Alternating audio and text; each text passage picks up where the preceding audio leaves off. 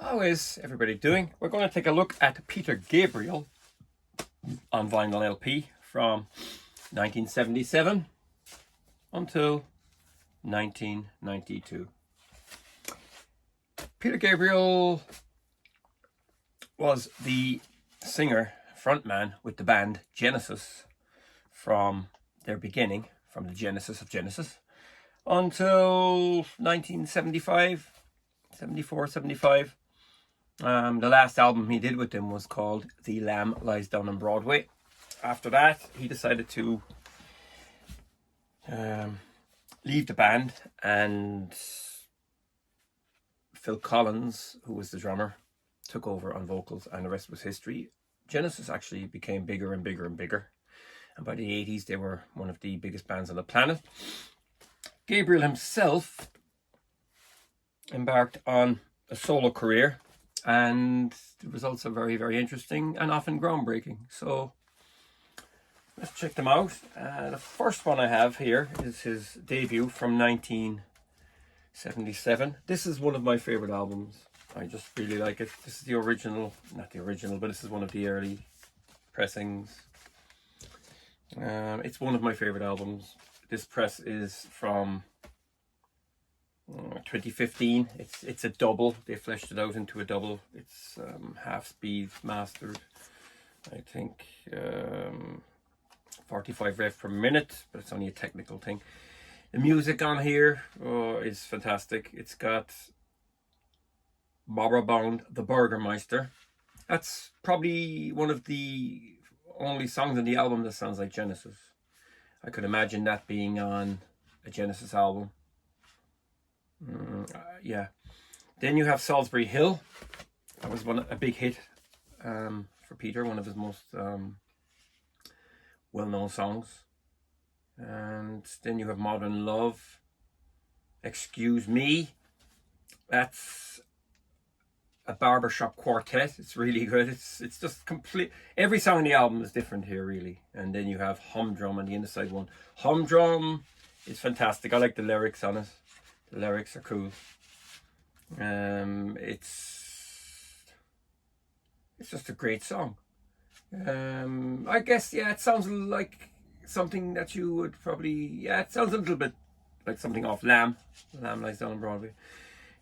Slow Burn, Waiting for the Big One, and Down the Dolce Vita is great. And then, of course, Here Comes the Flood. That's one of my favorite songs off this album, and it's a fantastic song. Yeah, so it's a great album. You know, I really, really like it. I only got this the other day, actually, because I always wanted it. It's the half-speed mastered edition. It's just got, man, there's nothing in the inside of this one. Had them all on CD at one stage as well, and I don't know, I got rid of them. I can't remember what happened to them. I sold them, I'd say. I still have this on CD. Yeah, I've got the remastered version. So yeah, it's a good album and one of my favorites. And you know, if you like Genesis and you've never heard any of the Gabriel stuff, check this one out. Next is, by the way, this one is known as Car. Yeah, they call it Car. It's because there's a car on the cover. Because it's just called Peter Gabriel. Because the second album, a year later, from 78, is also called Peter Gabriel. And sometimes they call this Peter Gabriel 2. And Scratch, they call it Scratch. This one, it's not as good as the first one. It's a bit lazier. It's got a kind of one-dimensional sound as well. The same sound goes through all the tracks, whereas this kind of sounds a bit different. Yeah, this one on the air, it's almost kind of a new wave sound to it. DIY, I like that one. That's a good one. Mother of Violence, that's very kind of subdued, very low-key track. Beautiful. A Wonderful Day in a One-Way World. White Shadow. Yeah, these ones are kind of, they meander a little bit. You know, they're not as exciting as anything from the first album.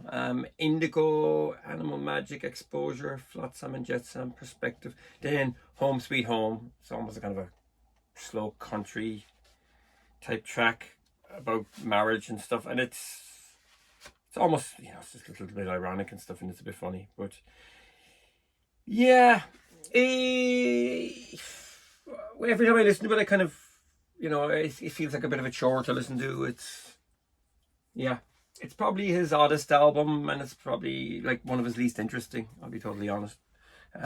From what I have here, anyway, in the first 15 years. Next up is Peter Gabriel 3, or some people call it Melting Face. This one is pretty groundbreaking. It's from 1980. It's got a completely modern sound to it. It sounds a little bit like what Bowie was doing on Scary Monsters in 1980. There's Fairlight on this. Intruder, it's got the compressed drum sound that Phil Collins kind of came up with, I think, and he used it to big effect in the song In the Air Tonight. But this one, Intruder, this is a very 80s sounding album. It's almost ahead of its time, I think, in some ways. It would have been influential on bands like Japan, and a lot of early 80s bands, without a doubt, No Self-Control, Start, I don't remember. His singing is more aggressive, much more aggressive. He's totally got control over his art, he's comfortable on this one, and slightly dangerous as well, I think. Games of Frontiers, that's a great track. Kate Bush is on this as well, by the way. The lyrics are great. And then Not One of Us, that's another great track. Leading Normal Life. And Biko, that's dedicated to Stephen Biko, in South Africa. I think he was a student who was he killed by the police or something. I'm not 100% sure about it. So there you go. Yeah, that's Peter Gabriel 2. Yeah, it's got custom labels and all. So yeah, not a bad album. Yeah, I kind of have to be in a mood to listen to it though. It's quite like I said. I don't think there's any hi-hats. The drums are very big on it, but they're not played like normal drums. There's the kind of world influence was kind of starting to creep in a little bit, and but it's by no means world music. Next up is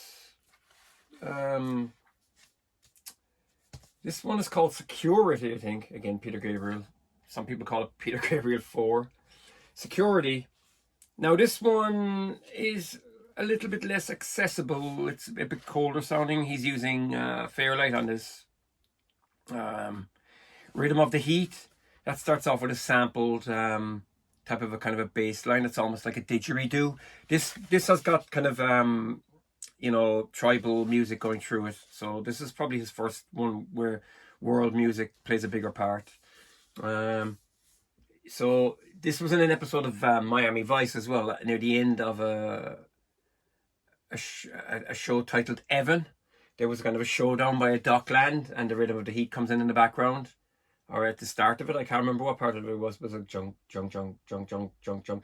It's Fairlight. It builds up a nice bit of tension, and then there's this big kind of slams and stuff like that, and then eventually Gabriel's voice soars over the whole thing, and it explodes into the African drummers. It's fantastic, great, very atmospheric, great for cinema, great for movies. San Jacinto, I Have to Touch, The Family in the Fishing Net. Again, all these songs have kind of a synthetic thing going through them. Shock the Monkey, this was a single. At the time, it was a big single. When I say big, it's again one of the songs that people might know. Lay Your Hands on Me, Wallflower. I really like that track. It's one of my favorites. I think it's about somebody in a prison cell or something. And Kiss of Life. By the way, around 82 as well, I think 82, 83, he did a soundtrack for the movie Birdy, and it contains some of these tracks in instrumental form. I never had it. I've never bought it. I should buy it by right, but I don't have it. So yeah, that's it. Next up is Peter Gabriel Plays Live. This is from around the same period of Peter Gabriel 4, Security. I think it's 1983. Yeah, it's a double live. There's also a single CD version of it. It just goes through his catalogue. you know, there's a bit some older stuff there as well. Salisbury Hill is on it, but mainly songs from you know, the first 4 albums, but mainly the last 2. You know, Peter Gabriel 3 and 4, I guess.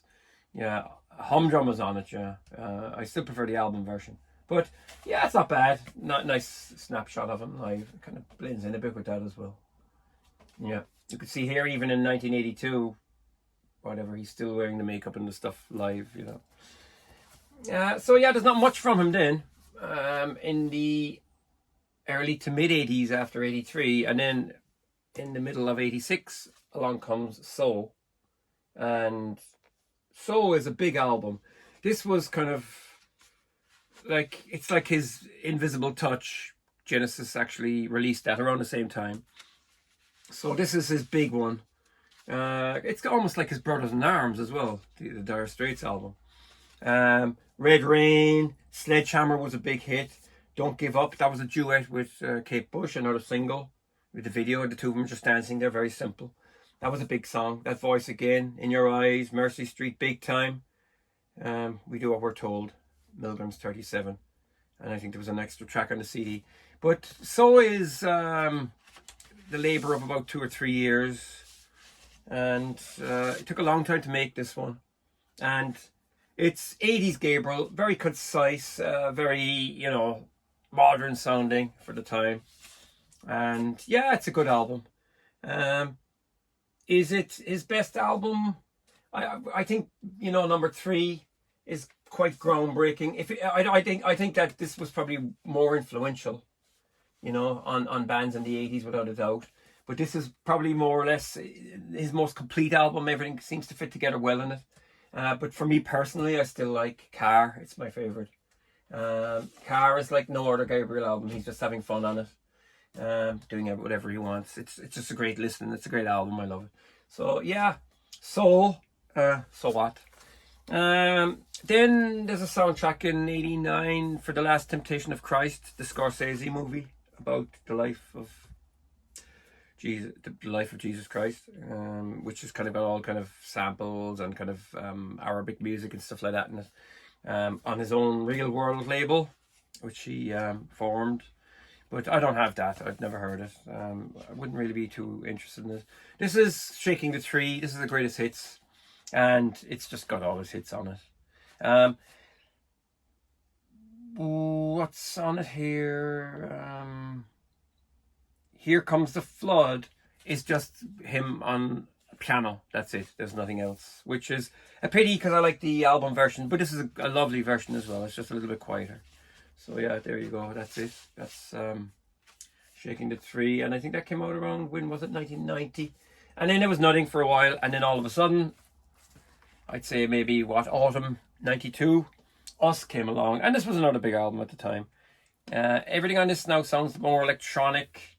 It was the follow-up to So, I guess. Again, he kept just 2 letters for the title. So he was being economical. This one, when I bought it back in 92, this one does take a little bit of time to grow on you. You know what I mean? The drums are kind of synthetic, and the grooves are synthetic, and there's a heavy clutter and texture to every single song, apart from maybe Washing Up the Water. That's very simple. It's kind of almost like a gospel song. It's one of my favorite tracks on the album. But Come Talk to Me, this kind of almost like a Scottish marching band going through it. And it kind of like clanks, and it's like a monster coming across the hills and stuff like that. Again, the melodies are in there, but there's a kind of you have to pay for the melodies, you know. You have to kind of declutter them in your head. Love to Be Loved, that's almost funky Gabriel. And in Blood of Eden, there's a duet with Sinead O'Connor. That's a beautiful song as well. Really is. I think he was involved with Sinead O'Connor at some stage. I'm not 100% sure. Steam, that's more or less Sledgehammer Part 2. It's got that big funky drive. You know, I prefer Sledgehammer because it's got Tony Levin's bass going through it, almost like a fretless or a Chapman stick or something. And then Only Us, Washing the Water, Digging in the Dirt, 14 Black Paintings, Kiss That Frog, Secret World. It's kind of a laboured album. I think that he's writing what's in his head. You know, the man was going through a little bit of I guess, turmoil and stuff. Like Peter Gabriel is an artist, you know. He is an artist. He suffers for his art. I can't imagine him ever going into a project and writing an album in a week. He's the kind of guy who could spend, especially during the writing of Soul. If you look, I think Red Rain has got hi-hats by Stuart Copeland, and I think it's got drums by Manu Katché or somebody. Like everybody's doing bits and pieces of it. And I think at one stage, who produced this? Was it Dan Lanois or somebody? I think it's Lanois who worked with you too.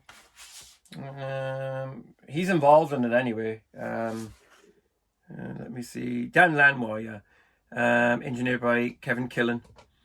Original track recording by Dave Bascombe. So this album probably started off in 84 and it didn't come out till 85. But I think at one stage Dan Lanois said that he locked Gabriel into the studio, or locked him into a cupboard, because he couldn't deal with him anymore. He was taking too many takes. I reckon there's probably millions of reels of tape from this album. There was an anniversary version of it, but it would be nice to get into I'd like to hear the songs a little bit more stripped down again. Maybe acoustic versions and piano versions be nice. Yeah. He's funny because Peter's quite dry when he speaks and stuff, and I find it funny. So yeah, this one is us. There was a huge tour after this one. There's some nice. This is a triple, actually, from, I don't know, it came out 2016. This is a triple half speed I got. This was actually quite cheap when I bought it. I don't know why in the shop it was only €20, and I grabbed it because I always had it on. CD from the time it came out. But it's a sprawling album. It's only got 10 tracks, but it feels like it has 20. You know, there's a lot in it. But yeah, so yeah, that's it really. There was a live album came out after this, and then after that there was other albums. I have nothing after this except the greatest hits, and that's it. So that's all there is about Peter Gabriel. That's all I have on him. Sometime I might get into the other stuff. I'm not sure. I probably collect them on CD again properly. I'm trying to get all the ones with the soft package. I have them up there somewhere. I've got Peter Gabriel, Car, and Scratch on the remasters with the kind of die cut sleeves and stuff, and it would be nice to get them all. I think with him, you know, it would be nice if they released a box set, maybe just CDs inside in the mini sleeves inside in a box, maybe the Virgin Years or something like that, and then they are the stuff on his own Real World label. That would be kind of cool. You'd have them all in one go as well. Genesis should do that as well, I think. You know, they're very popular bands, they're very popular acts. Their stuff still sells today, but I think it's nice. They're the kind of bands where you can't, like, there's no, you know, you're not going to have one Peter Gabriel album unless it's maybe, what was that one called? Hit, the double CD. You still need, he's the kind of artist that you need everything from. And, you know, I stopped buying the stuff back then, I guess, when this came out. I have the live album on CD. But I think that Genesis, Peter Gabriel, you know, bands like that, you kind of need a lot. And that's it. So anyway, this is all I got to say for today. The time is ticking on. This video is rambling a bit. Thanks for watching. Feel free to subscribe. Comment below. Tell me if you like Peter Gabriel. Tell me if you prefer him in Genesis than Phil Collins. And tell me what songs you really like from Peter. Anyway, I gotta go, and thanks for watching. Take care.